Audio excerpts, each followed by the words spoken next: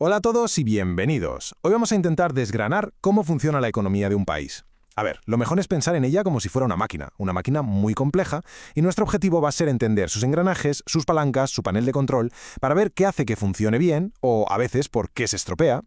Entonces, la gran pregunta es cómo se sabe si esa máquina, la economía de un país, está sana, qué indicadores hay que mirar.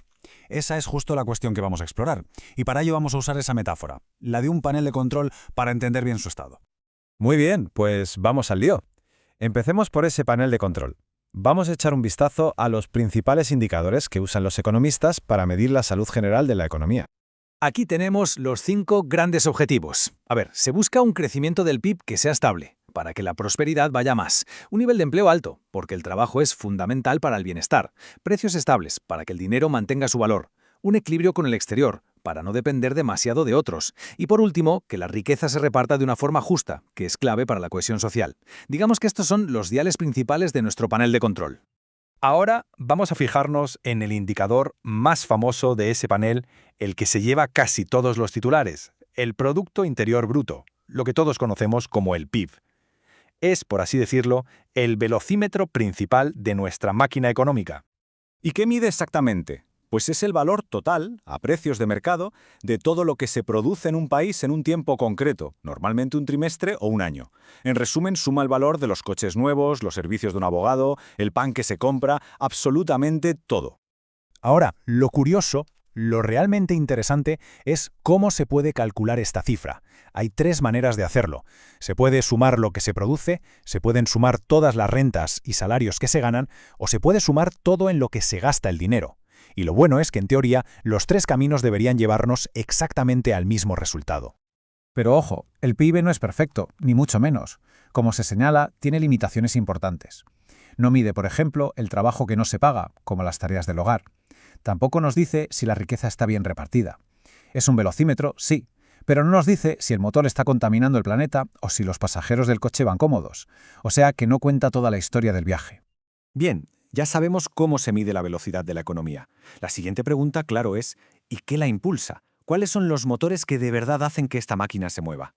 Pues la respuesta está en esta fórmula que es clave. El PIB, si lo miramos desde el lado del gasto, se descompone en 4 grandes motores. Son los 4 componentes que, al sumarlos, nos dan esa cifra total de la economía.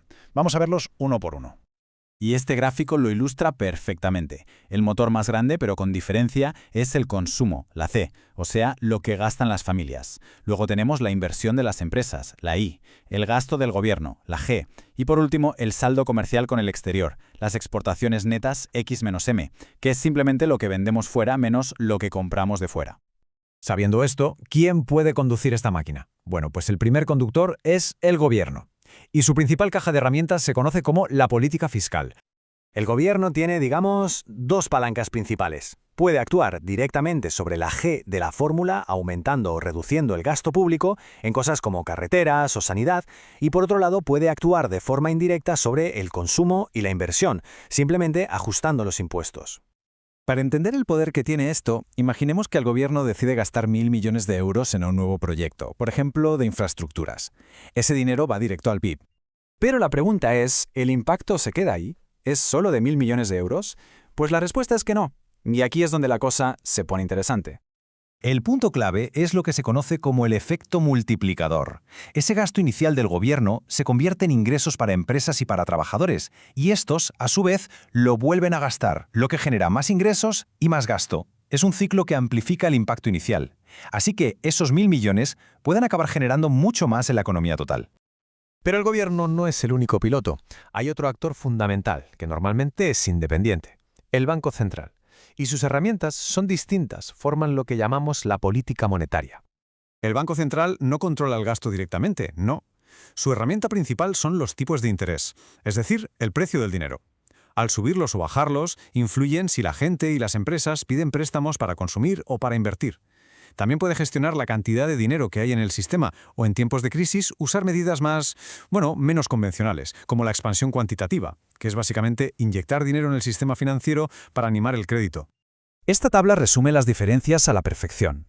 La política fiscal, controlada por el gobierno, usa el gasto y los impuestos para influir en la demanda agregada. La política monetaria, en manos de un banco central independiente, usa los tipos de interés sobre todo para mantener los precios estables. Son dos cajas de herramientas distintas para dos pilotos diferentes. Hemos visto cómo funciona la máquina, más o menos en condiciones normales. Pero, ¿qué pasa cuando se avería? ¿Cuáles son los grandes problemas a los que se enfrenta la economía moderna? Dos de los problemas más temidos tienen que ver con los precios. Todos hemos oído hablar de la inflación, esa subida de precios que hace que nuestro dinero valga menos. Pero su contrario, la deflación, o sea, la caída de precios, a menudo se considera incluso más peligrosa. Pensemos, si la gente espera que los precios bajen mañana, deja de comprar hoy. La producción se para y la economía puede entrar en una espiral muy destructiva. Otro problemón, claro está, es el desempleo. Puede ser algo temporal, como cuando alguien cambia de trabajo, puede ser cíclico, por una crisis económica, o puede ser el más grave de todos, el estructural, que es cuando hay un desajuste profundo entre lo que los trabajadores saben hacer y lo que las empresas necesitan. Y es que en los últimos años la máquina económica ha recibido una serie de golpes muy duros y muy diferentes entre sí. Primero, la crisis financiera de 2008 que sacudió los cimientos del sistema. Luego, el parón global sin precedentes por la pandemia de COVID-19. Y más recientemente, el shock de energía y la inflación agravados por la guerra en Ucrania.